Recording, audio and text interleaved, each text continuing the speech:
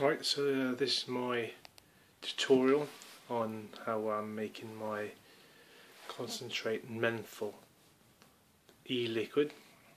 This is all the stuff I've got, a unit that I'll need to do it. So I've got my 10ml empty pot, a 5ml syringe for measuring, and the PG, that's my PG, a little pot to put the PG in just so I can syringe out a bit easier, a little funnel, my main ingredient, menthol crystals. This is 50 grams, this is off eBay and this was £5, £5.50 with delivery. It's a bit bright, it's difficult to show you how much is in there. I've used a very small amount of this already. 50 grams. That would last you a lifetime. A rolling pin and just a bit of paper with a folded crease down the centre. I'm going to use this to crush the crystals so they're dissolved easier into the liquid. Now I'm using PG and not VG. I've tried it with VG and the crystals just end up being suspended in the fluid because it's much thicker.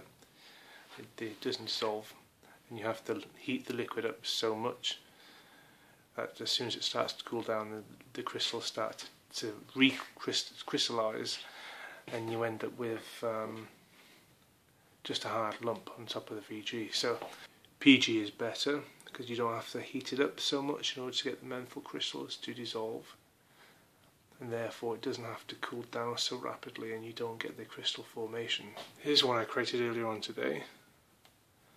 As you can see, it's very much still liquidy inside.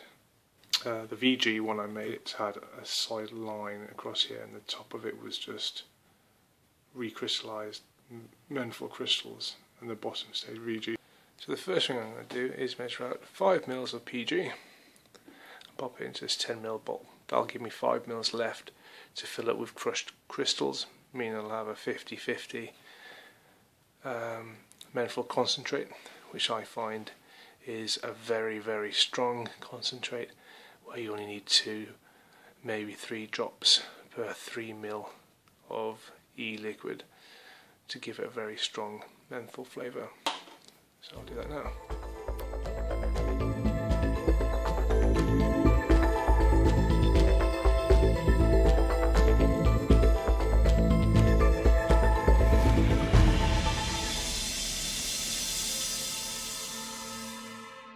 So now I'm going to measure out some crystals to be crushed.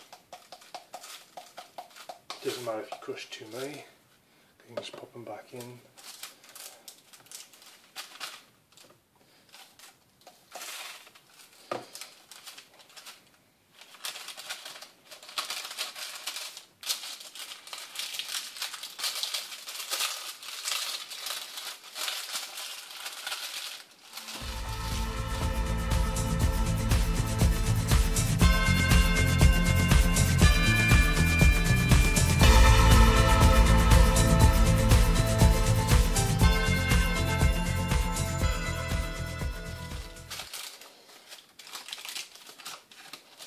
Perfect.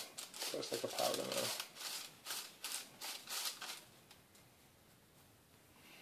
If you get this on your fingers, do not touch your eyes. You ever touched your eyeball after handling chilies? There's a similar effect. Right. Now I know I'm going to use all of this, but so I get my 5 mil. I put my funnel on top.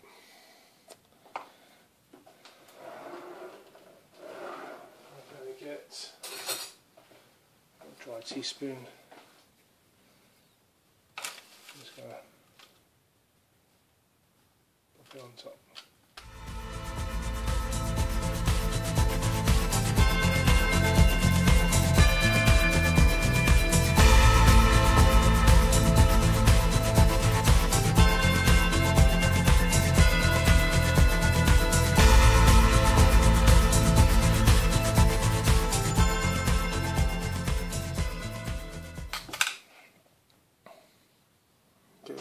if you can see, that's nearly there.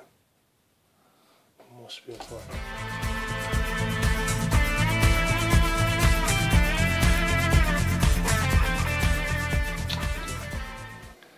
You can almost see a layer right by where my finger is now, and that's where the crystals are packed up to. So that needs a good little shake. Right, I can see there's lots of crystals still in there, so that needs to be slightly warmed up. So I'm just put the lid back on that.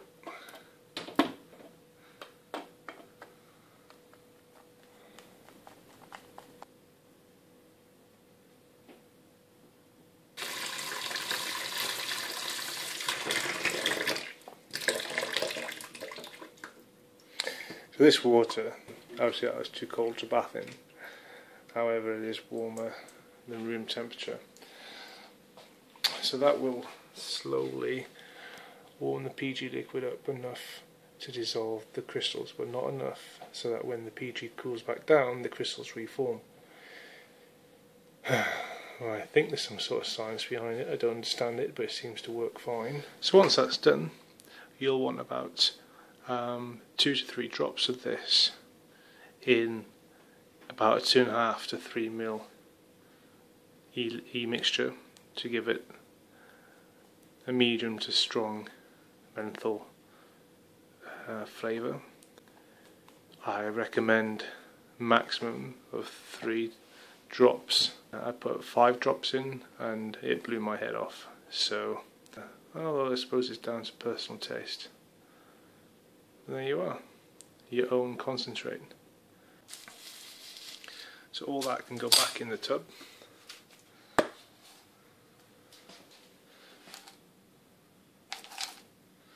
And like I said, the amount of 10 ml bottles we're going to be making from this. And this stuff sells at $2.99 for a 10 ml bottle. And I've made that 10 ml bottle there, I would say, for about 20p. Then make it yourself. Save yourself so much money. Right then, so now I've made it, there's only one thing to do, and that's to test it. So I'm testing it on my Vamo V2 with my iClear 30. And stick it on 4 volts. Why not?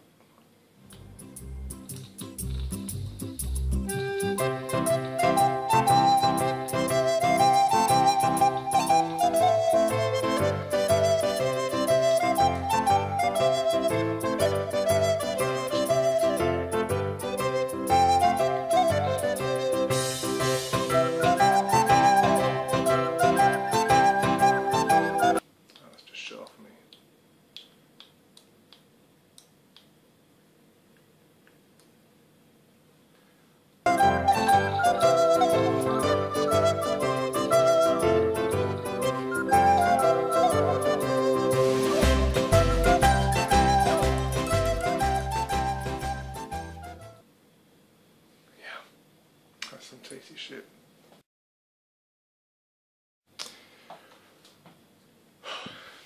Yeah, well, just touched my eye. Stings a little bit. Wash your hands after you make this. Oh, damn it. Don't touch your eyeball. Oh, don't touch your eye. Oh my god.